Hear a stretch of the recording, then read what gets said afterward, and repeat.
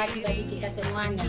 Saya Sarida Manik yang sebagai guru SD Negeri Tanjung Rahu, Desa Sukadame, Kecamatan Kerajaan, Kabupaten Pakpak Barat, ingin melakukan praktek pada hari ini, Senin tanggal 4 Desember 2023, untuk melaksanakan kinerja di dalam PPG.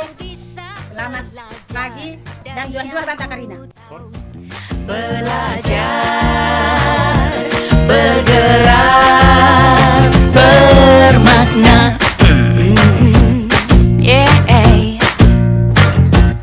Semua murid, semua guru, semua murid, semua guru, semua murid, semua guru, semua murid, semua guru, semua murid, semua guru, semua murid, semua guru.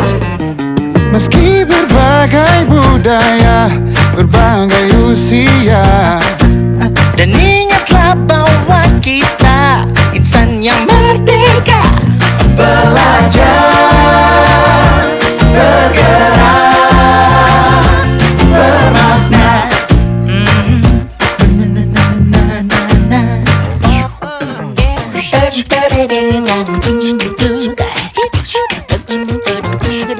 Semua murid, semua guru, semua murid, semua guru, semua murid.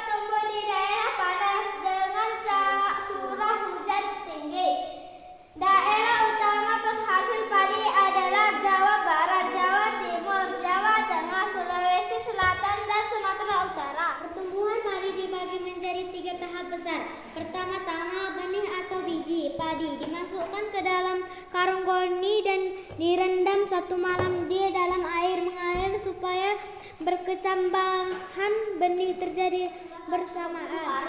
Setelah panen padi, gabah ditumbuk dengan lusung atau digiling sehingga sekam. Kulit padi terlepas dari isinya. Terima kasih. Jadi sebelum kita melanjutkannya, mari kita dulu saksikan video yang ada di layar ini ya. Coba kita saksikan dulu.